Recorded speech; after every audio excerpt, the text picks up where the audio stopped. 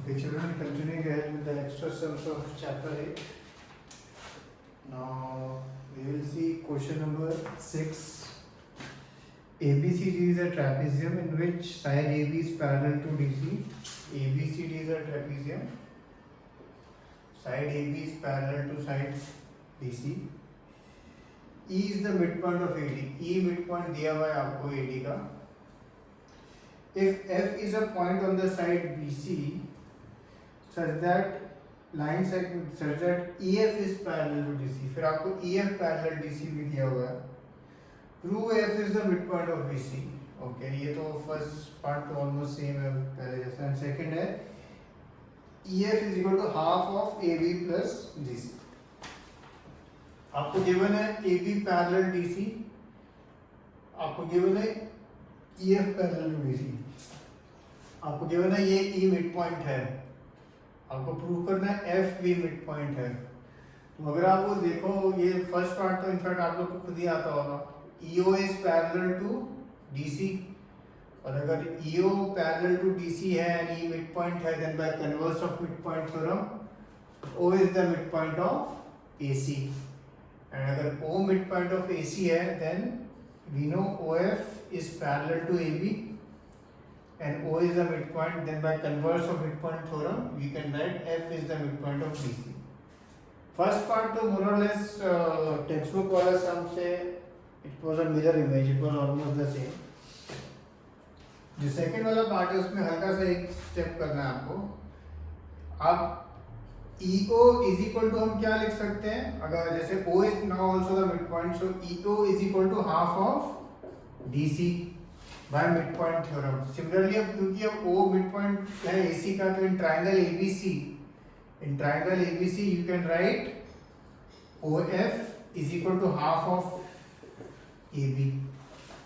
Last step हमेशा जब भी आपको जो चीज प्रूव करनी है उससे हिंट लेते हैं. इसको 1 मार्क के, इसको 2. इनको अगर आप ऐड करेंगे तो आपको मिलेगा EO plus OF and EO plus OF क्या होता है EF, half bracket AB plus DC.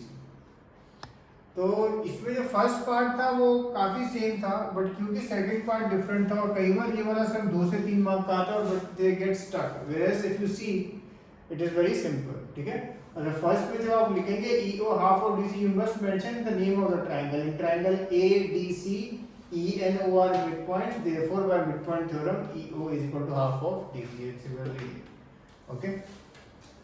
Question number 7.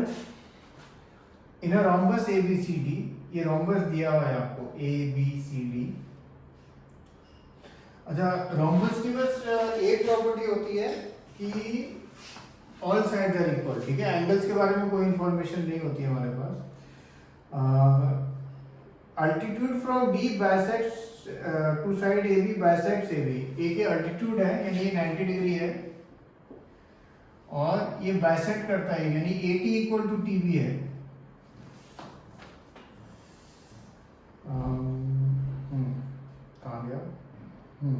Find the angles of the rhombus.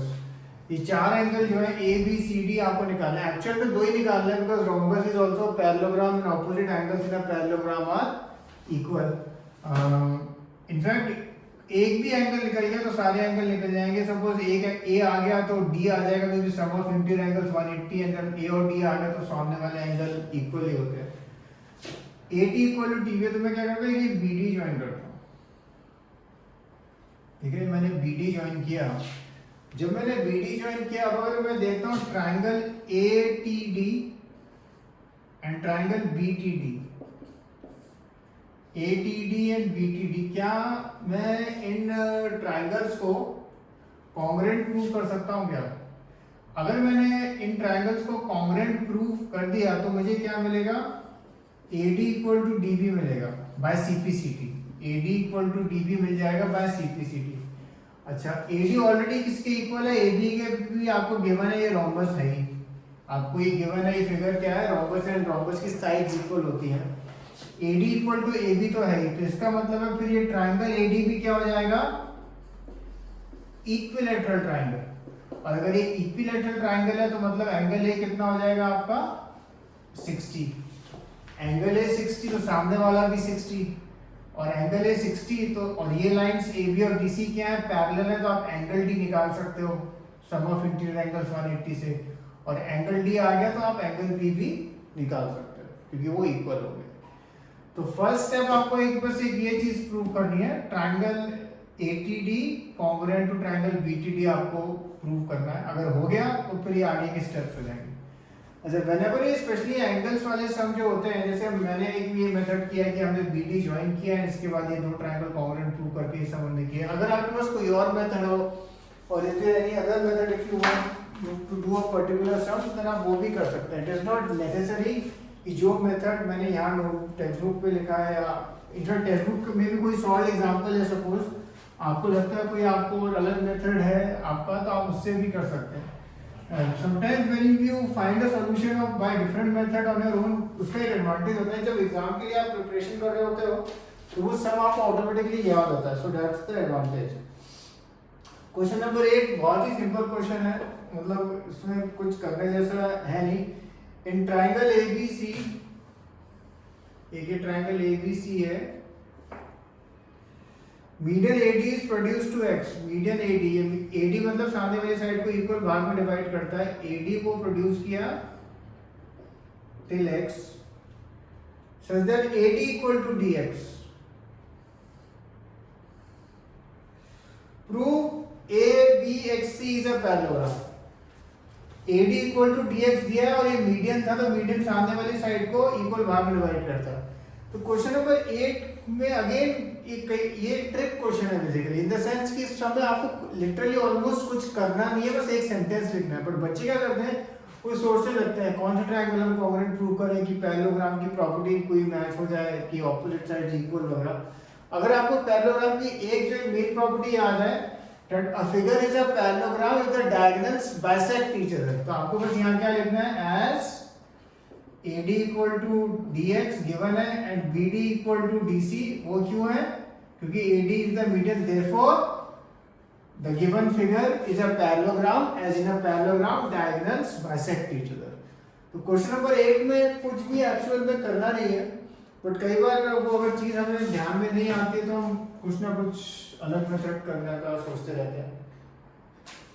Question number 9 and 10 दोनों बहुत सिंपल है, तो मैं चाहूंगा आप लोग अपने आप ट्राई करें।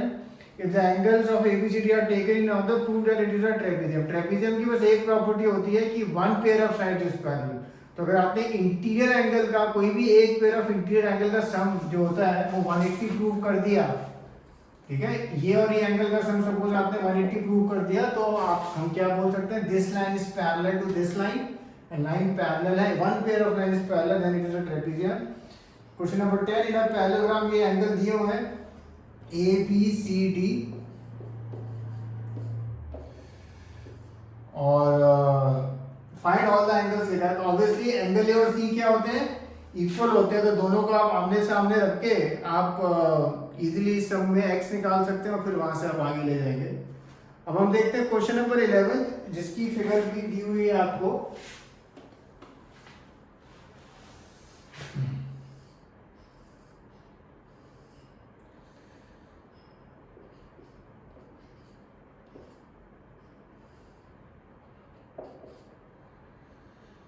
AD मीडियन है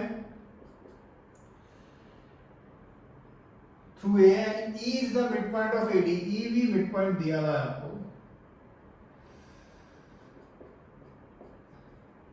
और एक ये लाइन ही जा रही है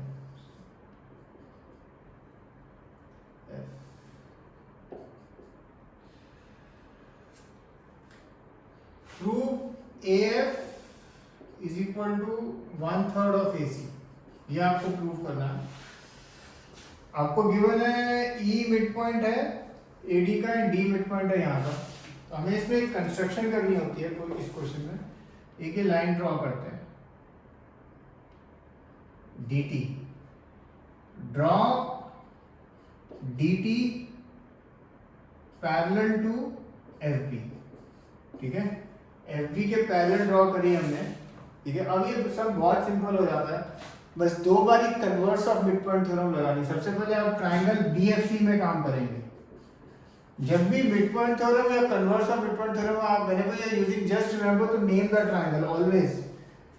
in triangle BFC, D is the midpoint of BC and DT is parallel to BF by construction. Therefore, FT is equal to TC मिलेगा आपको. FT is equal to TC. Next step आप कौन से triangle में अब आप काम करेंगे? Triangle ADT. ADT.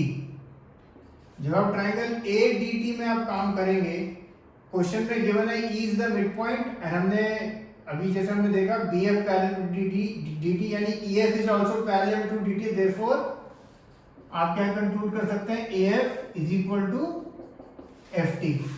AF is equal to FT. Last step AC अगर आप देखो कि इन थ्री साइड्स का बनता है AF plus FT plus TC. AF plus FT plus TC और हमें प्रूव करना है AF 1/3 ऑफ AC. तो AF इक्वल टू FT है तो यहाँ FT की जगह भी AF लिख देना और क्या कहते हैं TC is equal to FT है and FT is also equal to AF. तो इसकी जगह भी आप AF लिख सकते हो. तो आपको 3AF is equal to AC मिल जाएगा और फिर वो आप 3 नीचे ले जाओगे. ठीक है, तो हमने इसमें पहले FT equal to TC prove किया है, AF is equal to FT यानी तीनों पार्टीशंस इक्वल हैं. एक कंस्ट्रक्शन आपको करना था इसमें क्वेश्चन नंबर 11 में. क्वेश्चन नंबर 12 अगेन इसकी आपको फिगर उसमें दी हुई है. In the figure ABCD is a square, BD is extended to T such that AD equal to DE. Find angle DAE. ये एक स्क्वायर दिया है आपको, ये ऐसे एक्सटेंड किया. बेसिकली आपको ये एंगल निकालना है और आपको गिवन है AD इक्वल टू DE. ये बहुत ही सिंपल क्वेश्चन है, आई थिंक आप लोग कर लेंगे. ये आपको मालूम है 90 है और क्या कहते हैं आप ये वाला एंगल निकाल सकते हो बहुत इजीली क्योंकि वो स्ट्रेट लाइन है. ये एंगल 45 होता है क्योंकि डायगोनल्स क्या करते हैं स्क्वायर के बाइसेक्ट करते हैं. ये एंगल 45 होता है तो ये वाला एंगल आप बहुत इजीली निकाल सकते हो. एंड क्योंकि ये साइड्स इक्वल हैं तो यानी ये और ये एंगल भी क्या होंगे? इक्वल होंगे. Okay, just try this sum. जो सिंपल सम होता है I like it that if you try it on your own. If you were here in front of me in the class then I would have asked you to do it, given you some time. Okay, so this is one sum. And then question number 13 again it is a rather simple sum. Last question है ABCD is a parallelogram given है. E is the midpoint of BC, वो आपको given है. Prove AF is equal to twice of AB. यानी basically आपको किसी तरह से B जो है वो midpoint of AF अगर आपने कर दिया तो आपका ये काम हो जाएगा. So question number 13, I'm not discussing at all. Just think whatever you want, you do it. And sometimes it happens as like if you don't get a sum, if you don't get the solution, just send me कि आपने क्या try किया. Imagine exam का ये last समय है, आपका सारा पेपर हो चुका है, 15 मिनट बचे हैं. अब जो भी आपको समझ में आता है उस क्वेश्चन के बारे में आप लिख दो. Okay, the idea is that I should not spoon feed you all the answers. At least I want you to try कि क्या हो सकता है आंसर. अगर गलत होगा तो no issues, I will send you the answer. Okay, so जैसे आप जब for example 13th question try करेंगे but you are not sure about the answer, तो बस करने के बाद बस नीचे लिख देना ब्रैकेट में, sir I am not sure about the last answer और question 13 answer. Then I will have a look at it. तो कई बार क्या होगा आपके काफी सारे स्टेप्स ठीक भी होते हैं उसमें, तो फिर बस मुझे आपको बस 1-2 सेंटेंस लिख के आपको गाइड करना होता है. एंड अगर आपको ज्यादा गलती होगी then I will send you a solution also. Okay, so anyway, so finish these terms.